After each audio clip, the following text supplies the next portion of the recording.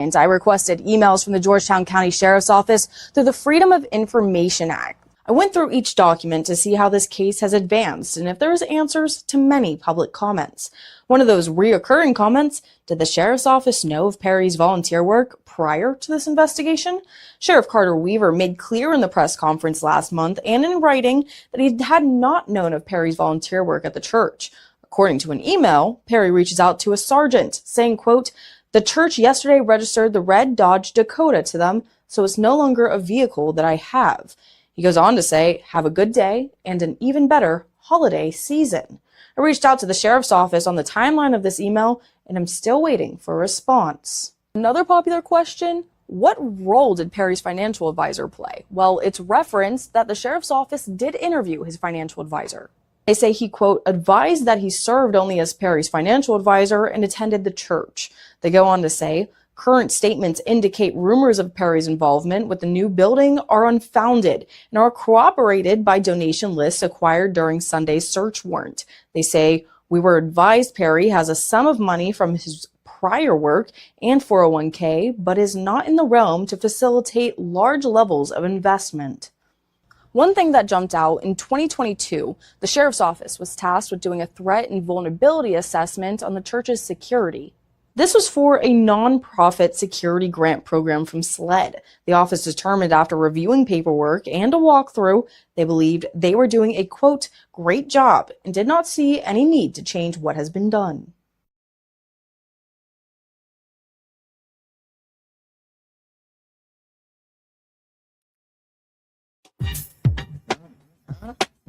What? Come on, bitch. What? G-Code, huh? G-Code, huh? I ain't no pussy ass nigga. You understand? I'm a rapper, but I'm still a gorilla. You understand? Feel like the full of Manila. You understand? You gon' make me have to kill me a nigga. You understand? I'm gonna be up for a minute, little boy. You understand? Ain't about to let nobody go. You understand? I don't need to play hating on you. You understand? Don't be talking about what you gonna do me. You understand? Ride every day of the week. You understand? Get your issue when you're playing with me. You understand? I'll find out the spot that you sleep. You understand? With my nigga from the block and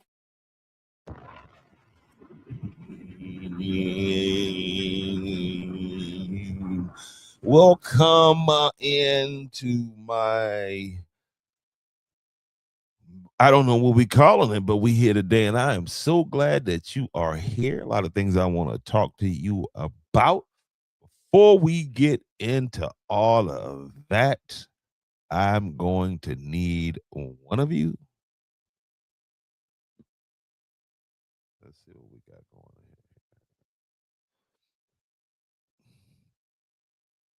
here. Hit that like button. And let me know if you can hear me clearly. I think you can. And if not, then you guys are going to miss out on something because I'm not going to go back over it. But there is something going on in Georgetown County. Let's just say the fact that nothing's going on in Georgetown County is evidence that something could possibly be, allegedly might be. I don't know. I tripped. I lost my mind. Just noticing. I know it's still, I think it's still legal to think.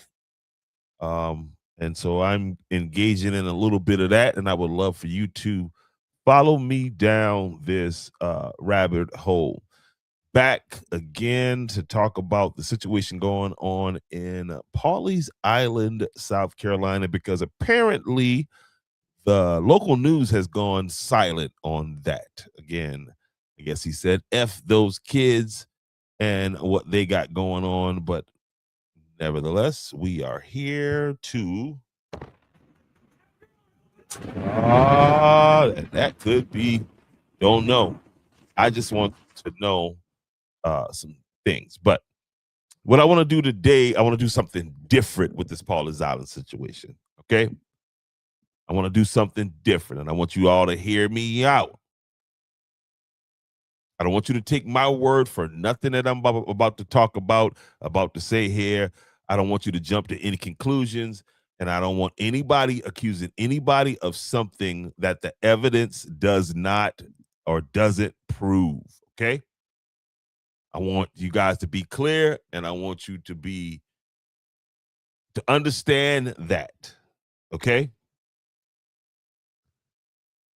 Because somewhere, I just want to follow the timeline is what I want to do. And I want us to do that together, right? And we're going to break this thing down and we're going to go through. You see the graphic on the board, right? And we're talking about the Pawleys Island situation because Gab News isn't, right? Shout out to Live 5 News for breaking that story right there. And again, we're looking into it. And so, again, I don't want anybody accusing anybody of something that the evidence doesn't prove. Okay. I want you to follow the dates because somewhere in the timeline, uh, maybe the answer to one of the biggest questions surrounding this entire situation. Who knew what and when did they know it? Okay, let's start with what we know. In August 2020, Warren Perry was charged by Georgetown County Sheriff's Office with 2 counts of third-degree sexual exploitation of a minor. Remember that date, okay? It's going to come back up again on a test. Remember that date. And that date is, write it down, August 2020. All right. I'm being serious. Somebody write this down because I need some help with this. All right. I need some help. Y'all want to answer? Somebody reach out to somebody in Pawleys Island and let them know, hey, what's going on here? Share it to somebody in Pawleys Island and one of those Pawleys Islands group. And let's see, can we get the answers that obviously the people have? But Gab News is going silent on this whole thing. But anyway, let's go. August 2020. Then on November 2023,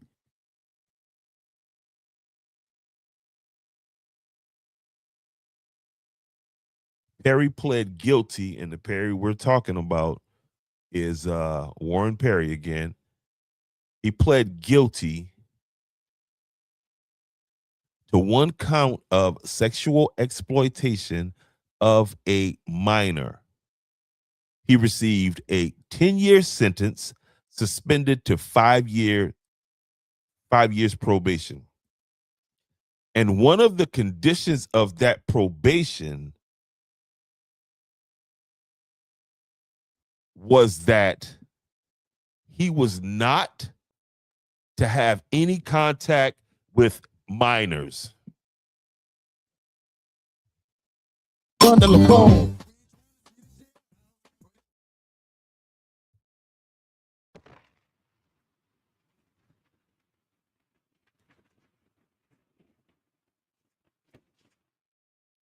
Now, I want y'all to pay close attention to what happens.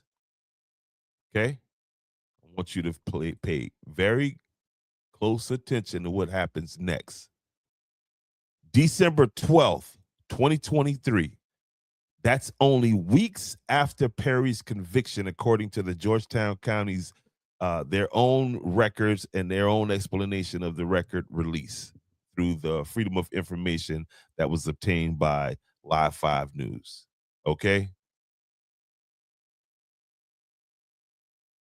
Weeks after he was convicted, December 12th, 2023,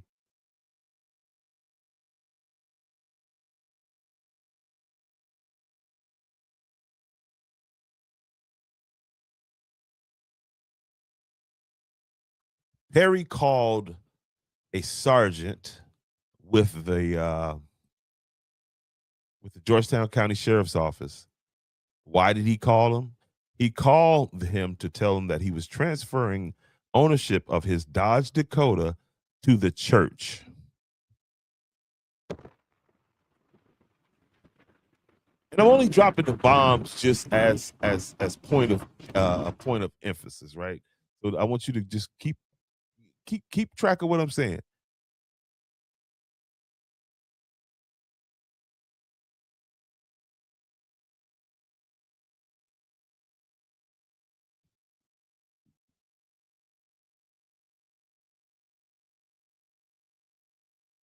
After Perry contacted the Dodge Dakota, that he was transferring ownership of the Dodge Dakota over to the church. The sergeant instructed Perry to put that information in writing so the vehicle could be removed from his registered sex offender file.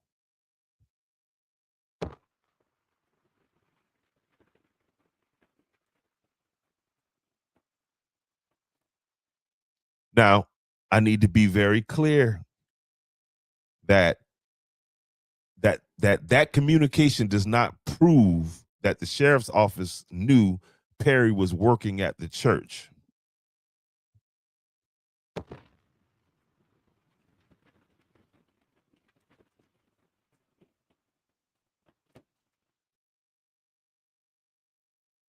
me read that again for all of you just coming in. December 13th, 2023, Perry sent that email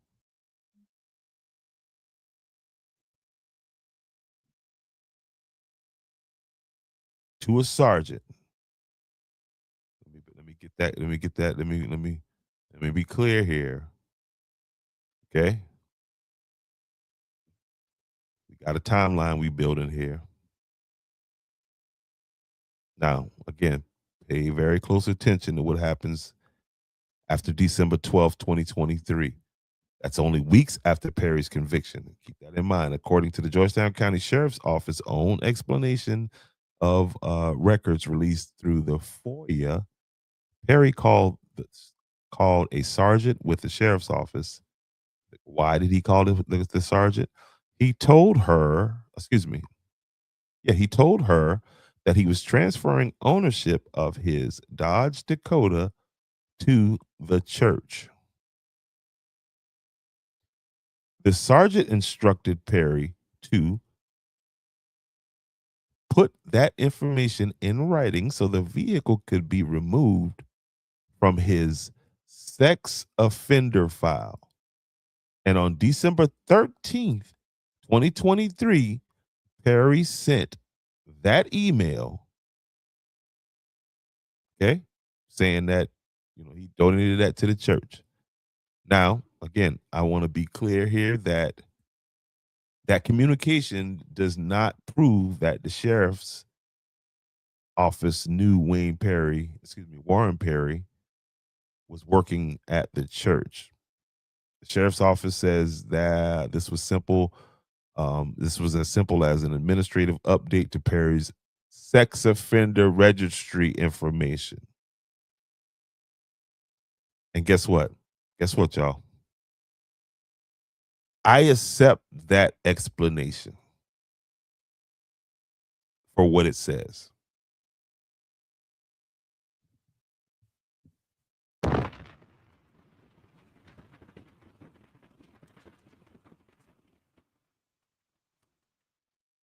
But I still have questions because now we know something important. When that communication occurred with Warren Perry, he wasn't merely somebody being accused of a sexual offense. He was a convicted felon. Okay, he had already been convicted. He was already subject to probation. The conditions of his probations, I should say. And as I said earlier, one of the conditions of his probation was that he was not to be in contact with minors.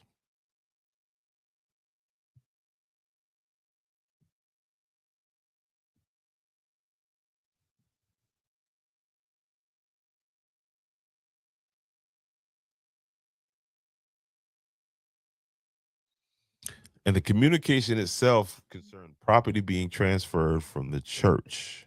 Again, that doesn't prove that the sheriff's office knew he was working there. But it establishes a date. And guess what? Dates matter. And now there's another date that we need to talk about.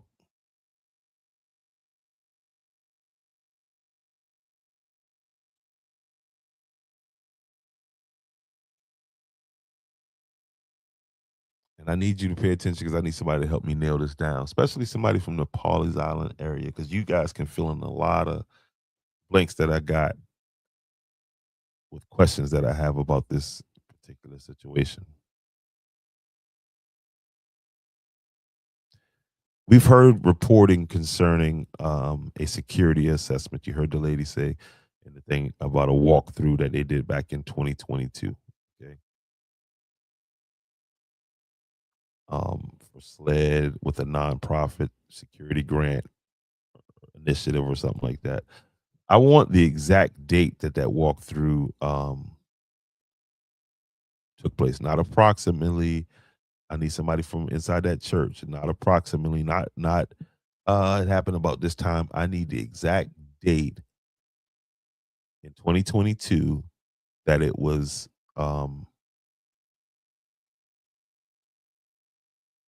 that this walkthrough report, whatever it was, happened.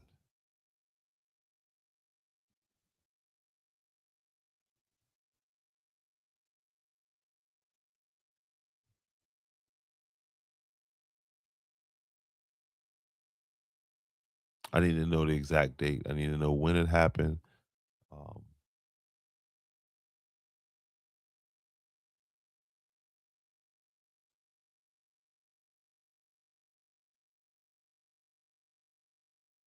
the date was in 2022, and as I believe again that was reported in that report. If it happened later in the timeline, I just need to be able to understand that what happened there. What all did they investigate? What were they said the findings was everything was perfect. Was Perry a member of the church in at that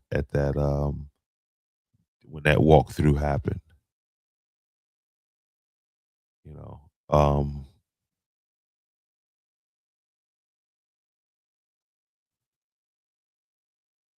Perry's November 2023 conviction,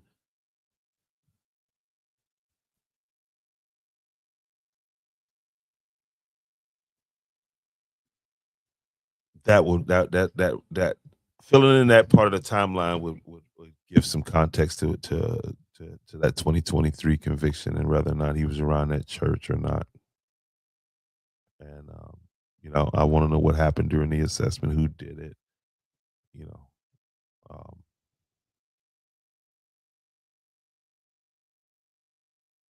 because there's a lot of questions that I know those people over in Pawleys Island. I don't have the reach of a Gab News, but Gab News don't have the heart of Andrews the podcast.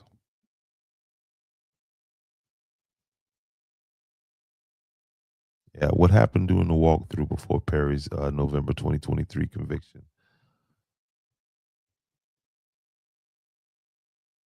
If it happened after his conviction, that raises a whole nother set of questions. I mean, I know it happened after, but was he there?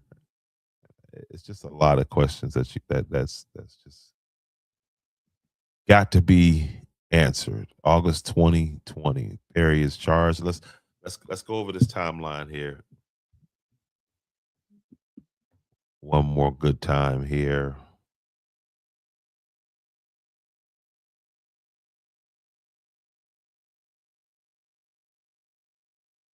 I'll tell you what, I'm gonna take a quick break and then we're gonna go over this timeline. How about that?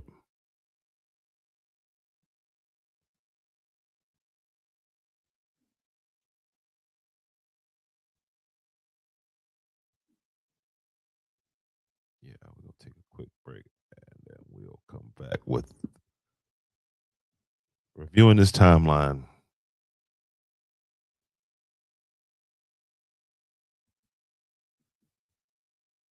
Don't know why Scott don't talk more about this story here, man.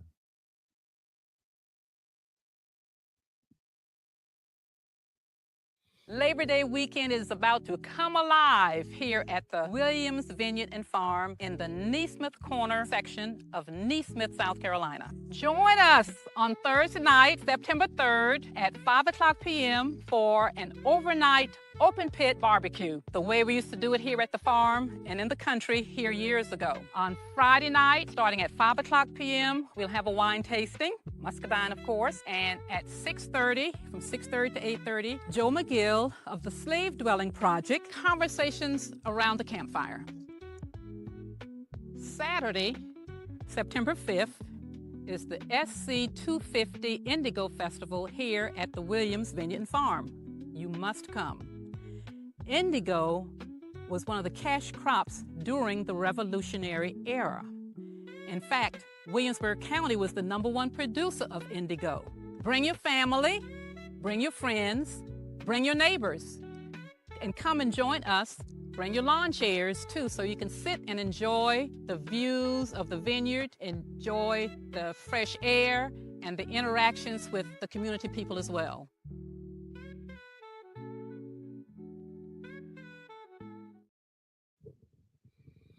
All right, so let's go through this real fast. August 2020, Perry is charged. November 2023, Perry is convicted. December 12th, 2023, Perry contacted the sheriff's office concerning a vehicle being transferred to the church. And if any of you have any more context or any more information on that, I'd love to hear it.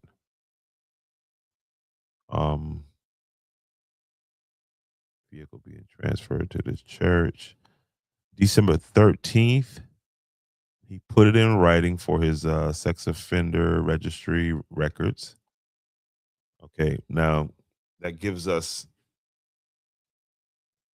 now what we need for exact, for timeline purposes is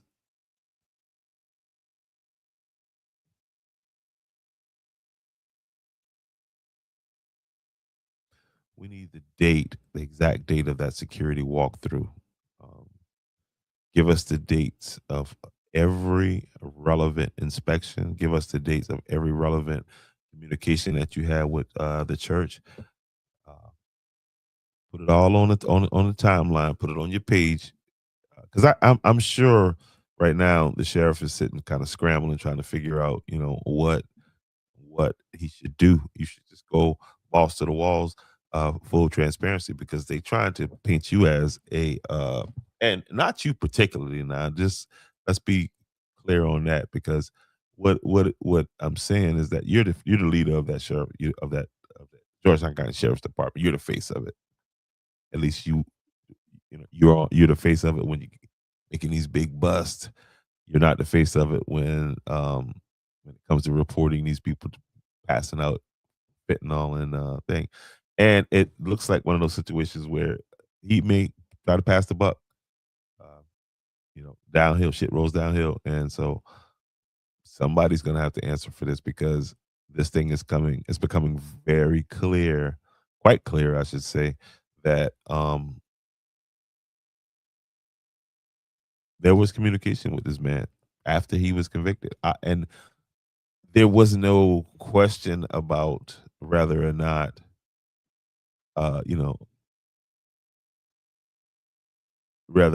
mean, just good police work would suggest that, okay, this guy's calling you to donate a vehicle to the church to take it off his sex offender registry. How many times has this happened? And officers just whatever playing Candy Crush or whatever at the time doesn't think that, whoa, at the church, what is your affiliation with the church? With that church, churches usually contain children. The good ones do. The other ones are just dying away, aging out.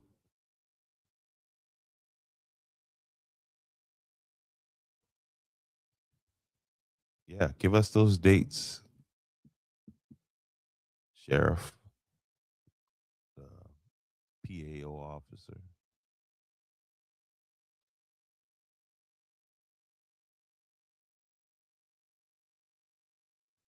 Because at this point right now, it's all about who know what when. And you stated hard and fast that The sheriff office had no communication with this man, and that FOIA request is starting to look.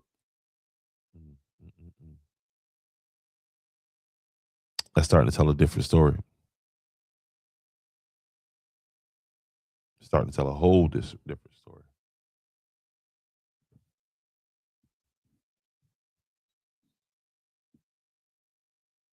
Check this out. Get ready, Andrews. The Andrews Heritage Festival is coming October 31st. A day filled with community, culture, and celebration is on the way. Big energy, great people, and unforgettable moments. Save the date now and get ready.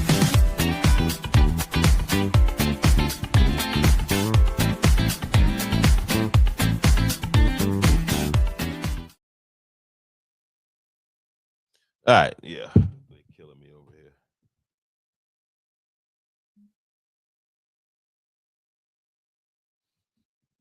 I'm talking about Facebook.